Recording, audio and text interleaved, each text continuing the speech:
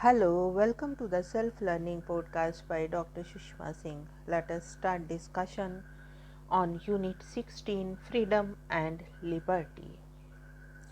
Before we discuss liberty, it will be useful to distinguish the value of liberty from other closely associated terms like liberalism and libertarianism. Liberalism signals a cluster of political ideals advocated within a tradition of political thought and political activity. Major contributors to the literature of liberalism include thinkers as diverse as Locke, Montesquieu, the Federalist, Constant D. Tocqueville, J. S. Mill, T. H. Green, Karl Popper, P. Hayek, and the latterly John Rawls and Joseph Raz. Probably the only thing that unites members of this list is that they all subscribe to a strong value of individual liberty. For some, the heart of liberalism is captured in Locke's claim that all men are born free and equal. Others shudder at the commitment to equality. For still others, liberalism requires the opportunity to participate in democratic institutions. Some liberals discount this, insisting that democracy represents a separate or subordinate value, or no value at all, or even a threat to liberty. Key liberal themes include the right to private property and advocacy of the rule of law, as well as defense of the traditional freedoms. Freedom of speech and artistic expression, freedom of association, religious freedom, freedom to pursue the work of one's choice, and freedom to participate in political decision procedures. Libertarianism is the theoretical stance of one who strictly limits the competence of government to collect, defense, the protection of negative rights, rights of non-interference, and enforcement of contracts. Liberty in one sense can be focused as a political value. It is also claimed that liberty is not a value neutral concept. It is always normative, always accompanied by a positive ethical charge. Thus, to describe a condition as one of liberty is to attribute a positive value to it, and hence to begin making out a case for it. The distinction between liberty and freedom is also important. The concept of freedom is thinner than that of liberty and carries less evaluative baggage. John Stuart Mill begins his essay on liberty with a disclaimer in the first sentence. The subject of this essay is not the so-called liberty of the will, so unfortunately opposed to the misnamed doctrine of philosophical necessity, but civil or social liberty. Now let us move to the next point, Berlin's and the Republican theory. We will now turn to an analysis of liberty and freedom. Isaiah Berlin, Negative and Positive Philosophy.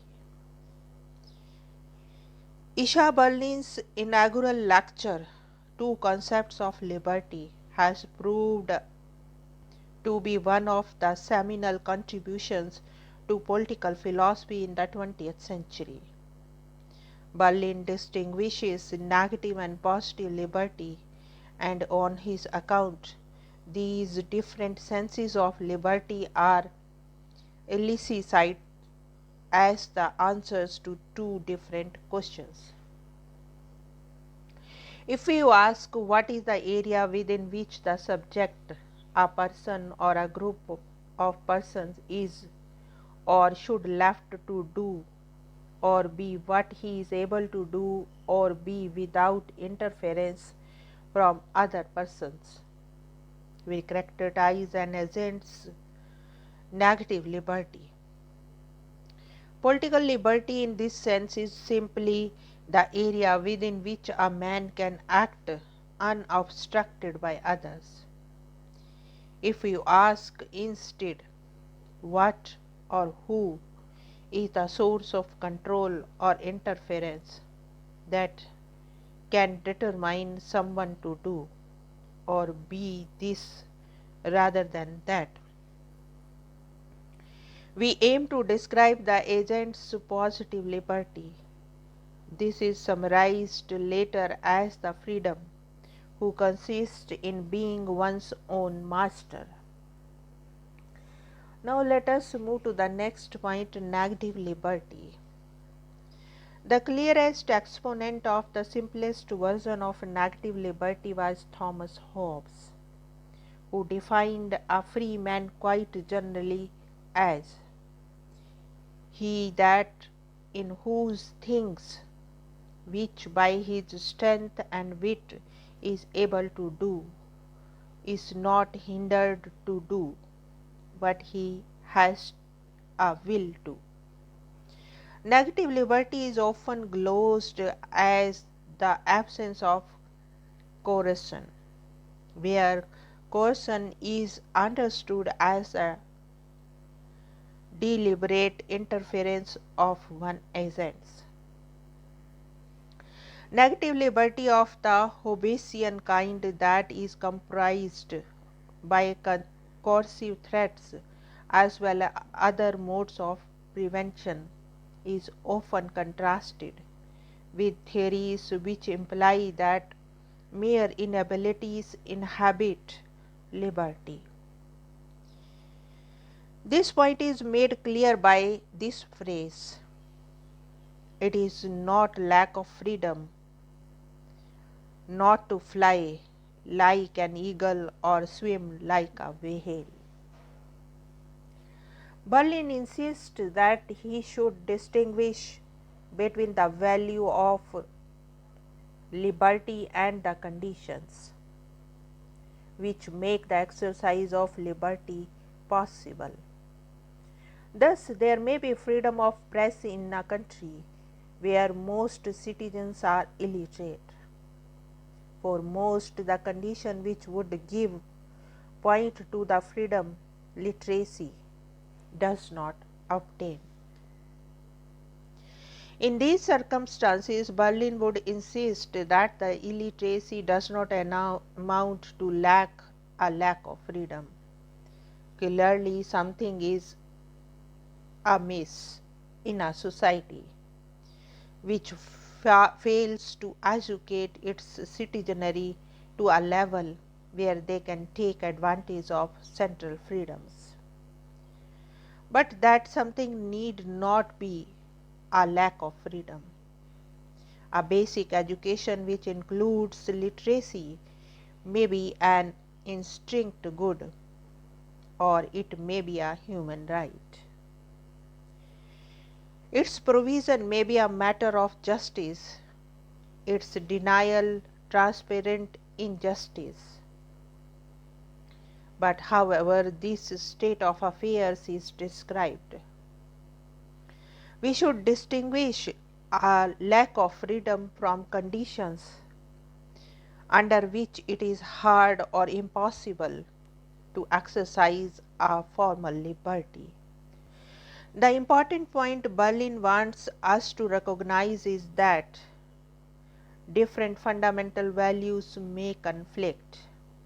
The demands of justice or security may require truncation of liberty or vice versa in circumstances of moral dilemma or irresoluble tragedy.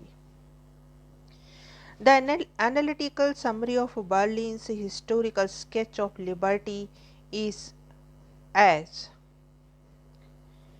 the first one is self control and self realization. This involves my working on my own desires, ordering, strengthening, eliminating them in line with a conception of what it is right or good for me to do or be. This is a complex notion with its heart in a sophisticated account of freedom of action. In modern times, the development of this account can be traced through Locke, Rousseau, Kant, and Hegel. It has re emerged in the recent work of Harry Frankfurt and Charles Taylor. We are well used to the idea that we exhibit self control when we resist temptation.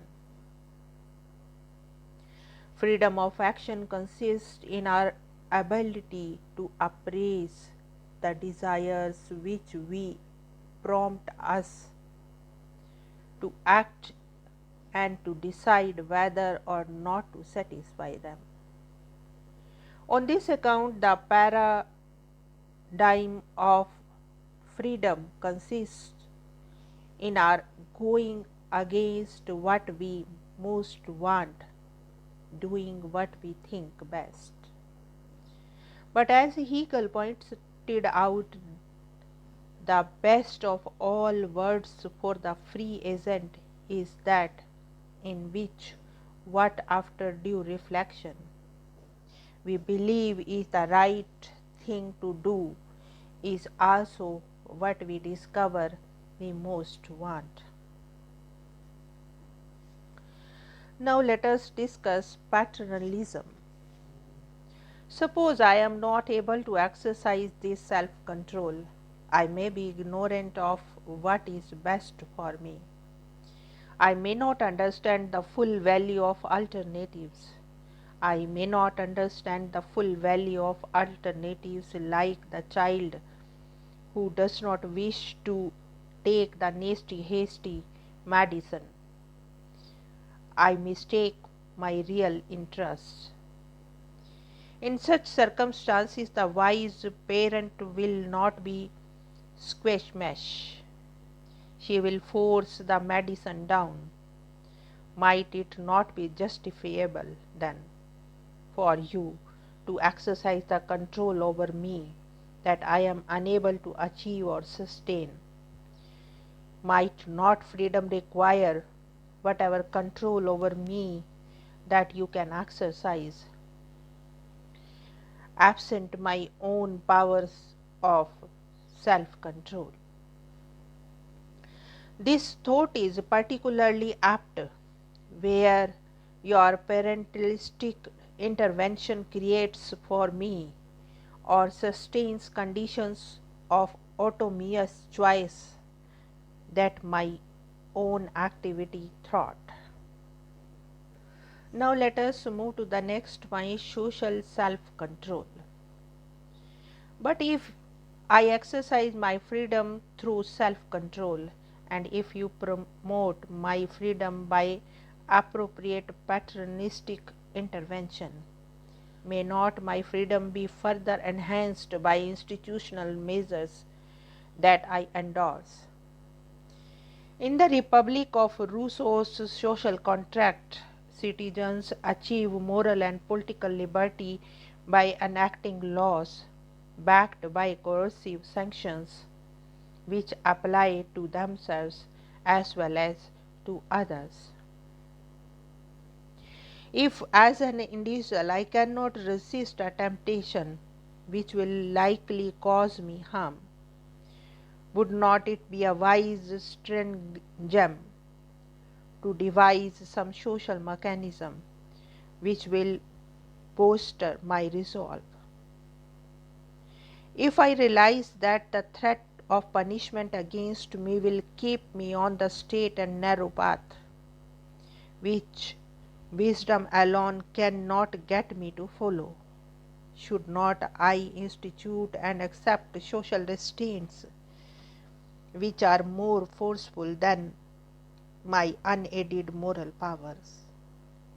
And in doing so, don't I expand my true freedom?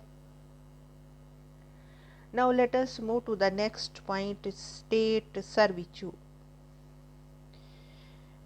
An unwise citizen, unable to exercise immediate self control and insufficiently far seeing to enact or endorse devices of social coercion, can nevertheless attain freedom indirectly and at second hand if the state effects the necessary control, notwithstanding his disapproval or lack of participation. The state can control us in the service of our real interests and thereby make us free. Now let us wind up the session and take rest. Thank you very much for engaging yourself with a self learning podcast.